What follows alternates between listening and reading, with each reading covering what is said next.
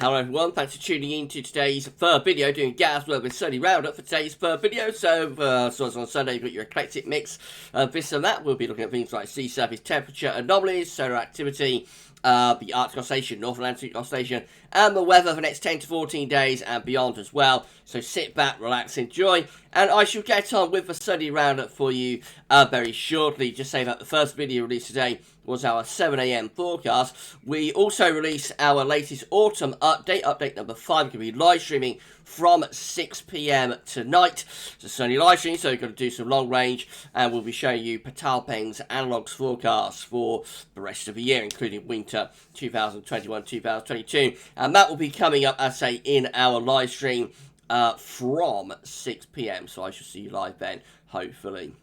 Don't worry, I'll have it wrapped up well before the football kicks off at 8 PM, so I wouldn't attempt to go up against the Euro 2020 final. So if you're going to watch that, you know, the live stream will be wrapped up well before then.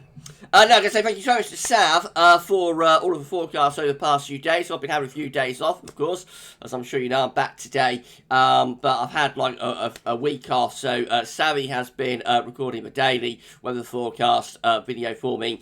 So thank you so much to Sav. You've done a fantastic job, Sav. So thank you so much, my friend, for all of the forecasts over the past few weeks. And I know you've all enjoyed Savvy's forecast. You will be seeing more from Savvy doing the weather in the next few days, weeks, months. You know, just watch out. And the furry one will return with some forecasts for you very, very soon.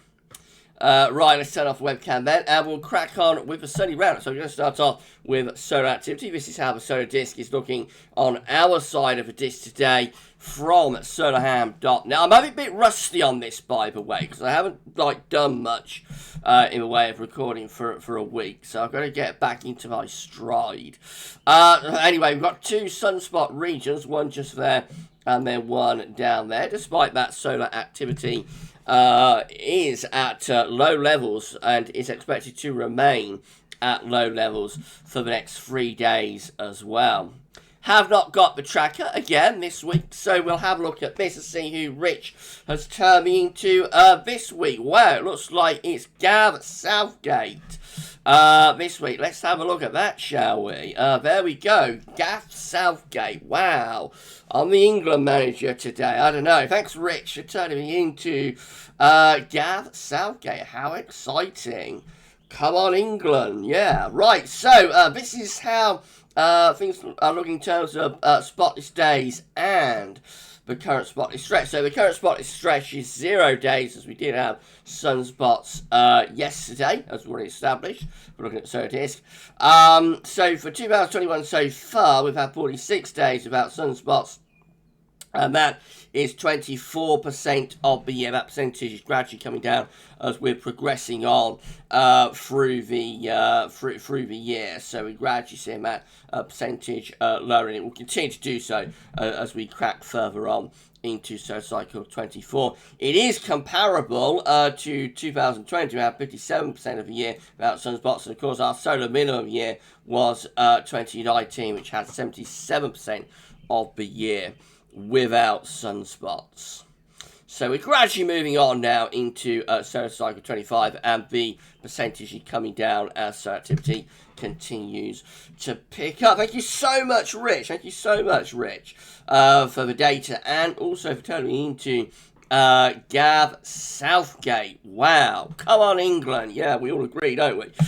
Good luck to England for tonight. Right, so this is how the oceans were looking when we did last week's Sunday round. We've got our 3 areas of interest, of course. We've got the ENSO region just here. We've got the Northern Pacific over there, and we've got the North Atlantic Ocean over here. That's how things were looking when we did last week's Sunday round. So let's have a look at the very latest. Here we go. And dealing with the ENSO region, first of all, so cooling of the ENSO region is beginning to take place. This blue area, or blue areas, beginning to emerge just here, or re-emerge there through the central part of the equatorial Pacific. Could be the signature of La Nina beginning to come back. Look at last week. You see there has been a definite cooling, really across all ENSO regions, but particularly in this central part of the ENSO region. La Nina might be coming back through the second half of the year and into the winter of 2021-2022. Further northwards in the northern Pacific Coast, again, that's South Beanstalk last week, this is South Beanstalk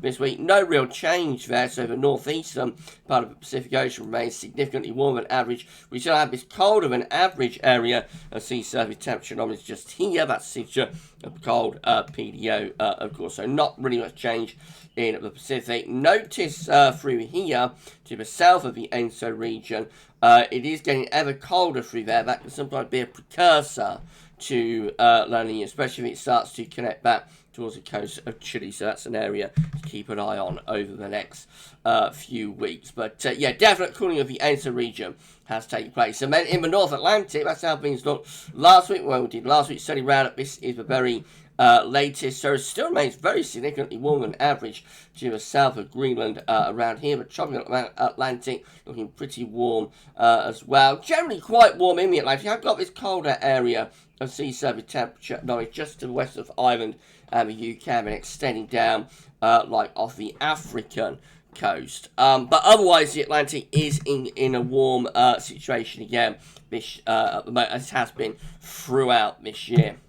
Southern Oscillation Index is looking like this. So remember, the SOI is just an index that's reflecting the atmospheric state, measuring the atmospheric state. It's not driving anything in its own terms. It just tells us what the atmosphere is doing. So when the SOI is in its positive phase, we've got an atmospheric setup that's reflective of La Nina. When the SOI is in its negative phase, we'll have an atmospheric setup that is reflective of El Nino. So negative is El Nino, positive is La Nina. So if we come down here, you can see the columns for the air pressures of Tahiti and Darwin, and then the overall SOI number is just there. Now we have gone into quite a pronounced positive phase of the SOI now.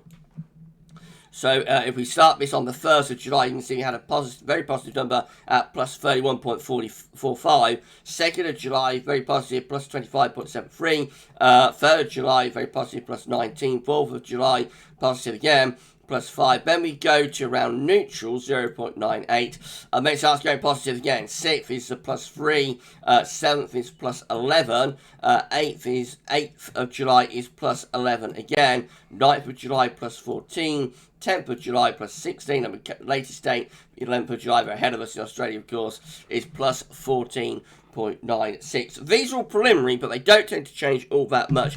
And this is telling us that the atmospheric setup is very much moving in towards a La Nina type state now. The SOI 30-day average is really beginning to take off. That's this red line just here. So back in the second half of June, we were down there with the 30-day average. Now we're up here. Definite swing in terms of the SOI 30-day average into positive territory for the Southern Oscillation Index. So that's quite stark and quite dramatic what's going on there, and it tells us that the atmospheric state has shifted into a La Nina type setup, and that at the same time we're seeing cooling beginning to emerge within the equatorial Pacific Ocean itself. La Nina could well be on the way back. This is how the QBO is looking, quasi-biennial oscillation from NASA. So this is the top of the atmosphere just here in the stratosphere at 10 HPA. This is the all-important boundary level of the atmosphere where weather is taking place. The troposphere, that's 30 to 50 HPA. So the QBO, of course, swings between westerly and easterly phases. It should be very reliable. It should oscillate over a sort of 18-month type time span to east and negative QBO state. But of course, last year we had a failure of the easterly QBO. So this blue-green area up here, that is the easterly QBO. You see that was up in the stratosphere last year, but never really got down into the troposphere. The westerly QBO just sort of carried on. So the sandy brown coloured area is like the westerly QBO. So you see 2018 to 19 westerly QBO, and then we should have gone into the easterly QBO just here, but it failed. Westerly QBO sort of continued within the troposphere and then strengthened into the winter. Easterly QBO has always been up in the stratosphere though, and is moving downwards into the troposphere now. We have gone into an easterly QBO phase. There we see it with those blue-green colours descending very nicely, very smoothly down into sort of 30 HPA, which is the boundary level that we call the troposphere, where weather is taking place. If we zoom in, we can see that yes, definitely that ECQO has made it down into the troposphere. So again, nice smooth curve down into the troposphere from the stratosphere. This time the ECQO is here and will continue to strengthen and power up through the second half of the year. The winter of 2021-2022 will almost certainly, I think now, be an easterly QBO winter. So we look at the QBO, of course, because when you're in an easterly QBO, you weaken the zonal westerlies. When you're in a westerly QBO, you strengthen the zonal westerlies. So the easterly QBO is more associated with blocking in the winter and a chance of colder weather, increased chance of colder weather for northern Europe. It's not straightforward as that, though. There are many ECQO winters over years that have been mild, some of them very, very mild indeed. So it's not a guarantee of anything, but it is one of the things we look at within our winter updates. Right, so let's have a look at the Arctic Oscillation Observed and Forecast then. So again, the Arctic Oscillation, as with all of these indexes, you're just measuring the atmospheric state. It doesn't drive anything in its own terms. It just tells us what the atmosphere is doing. When the AO is in its positive phase, then we've got low pressure over the Arctic and the pole, and we strengthen the zonal westerly flow, particularly in winter. When the AO is negative, we've got high pressure blocking over the Arctic. So currently, the black line shows we've been with the AO. Currently, we are there, so we've got a positive Arctic oscillation, and the GFS ensembles, the red lines at the end here, are forecasting the Arctic oscillation to remain positive as well. So we are in a definitive positive phase of the AO. At the same time, the NAO looks like this. The NAO is, again, just measuring air pressures between Iceland and the Azores. So when you've got a positive NAO, you will have low pressure, strength of low pressure around Iceland and high pressure from the Azores. And in winter, you'll sort of strengthen the zonal westerly flow. In summer, that could be a sign of the Azores high ridging into Western Europe and bringing dry and hot weather with it. When the NAO goes negative, you've got high pressure around Iceland and low pressure around the Azores. So the current position with the NAO is weakly positive, just there, and the GFS ensembles are forecasting that we're going to stay neutral to weakly positive into the second half of July. So we've got both of our indexes in positive territory. This is a signal for westerlies, but it could also be a signal for the Azores high to strengthen and power up. So if the Azores high starts ridging into northern and western Europe, that could be a signal for hot weather. Let's have a look at the GFS upper air temperature and precipitation ensembles. Looking at London today, the red line is a 30-year upper air temperature average for London. You can see we're starting off very close to average with the upper air temperatures at the moment, but over the coming week, those upper air temperatures are going to be on the up. As we go into next weekend and into the third week of July, you can see we have got quite hot upper air temperatures beginning to appear then. Definite indications that the Azores high is strengthening and ridging into Western Europe bring an increased risk of very warm or possibly even hot weather. We've got more precipitation to get out of the way over the next few days, so there will be more rainfall around today, sort of tonight, tomorrow. Tuesday might still have some showers as well, but gradually the trend through the coming week is very much a drying a drying trend. So it does look as though not only are we going to turn much warmer, possibly hot, by next weekend, it should also be significantly dry as well. Towards the last week of July, we might start to see a little bit more in way of precipitation coming through then. Of course, that's a long way off and it's very extended range stuff. Generally, the trend is towards drier and hotter weather in the next week to 10 days. Temperature anomalies from the 11th to the 19th of July, significantly warmer than average for UK and Ireland and most parts of Northern Europe as well, although we have got France looking significantly cooler than average, interestingly. And precipitation anomalies from the 11th to 19th of July, drier than average, so becoming much drier and also hotter in the next few days. Latest wind flow map from earthnullschool.net looks like this. We've still got low pressure with us. Low pressure sitting just to the west of Ireland. That will bring showery conditions today and tomorrow as well. But you can see just here how there's like a break appearing within the westerly flow. That's a ridge that's beginning to build through the central part of the Atlantic. That ridge is the start of the switch to drier, high pressure dominated weather that will be with us later on this coming week. So you can see already we're beginning to break that westerly flow, or certainly weaken westerly flow quite a lot in the middle part of the North Atlantic via this ridge. Right, so let's have a look at some data then. This is how the UK Met is looking for Wednesday from the weather outlook. High pressure just out to our west, beginning to ridge in to the country, but trough of low pressure beginning to shift off towards Germany. By the time you get through to Thursday and Friday, look how that Azores high builds in. So it's in midday Friday under a large area of high pressure then from the Azores, turning dry, fine, very warm, possibly quite hot, and we keep that high pressure sitting around the country into next weekend as far as we get to with UK Met is to midnight on Sunday. Big area of high pressure sitting over UK and Northern and Western Europe. Temperatures will be rising. They're going to rise. And I think, you know, by next weekend we could well be looking at 30 degrees into the mid-80s Fahrenheit with bags of sunshine as well. Summer is coming, everyone. This is how the GFS midnight run is looking. So, again, still that trough quite close to us on Wednesday, but the ridge from the Azores is heading our way into the second half of the week, and next weekend the ridge from the Azores strengthening, building through the country, so turning mainly dry, fine, very warm, back to sunshine, could be quite hot as well. And then up towards day 10, that high pressure continues to ridge from the Atlantic into Northern and Western Europe. It's looking mostly dry for several days from like the middle of this coming week onwards, and very warm to hot with loads of sunshine as well. In what extent range, the GFS midnight range just keeps that ridge going, shifts up towards Scandinavia a little bit, weakens pressure slightly over the country, so later on we might start to get some heavy showers or thunderstorms beginning to break out as we just start to set up a bit of a thundery trough. But of course this is all very extended range, it's a long way off, and even right at the very end of a GFS midnight run, which gets to the 27th of July, we're still looking very warm and possibly hot, with trough of low pressure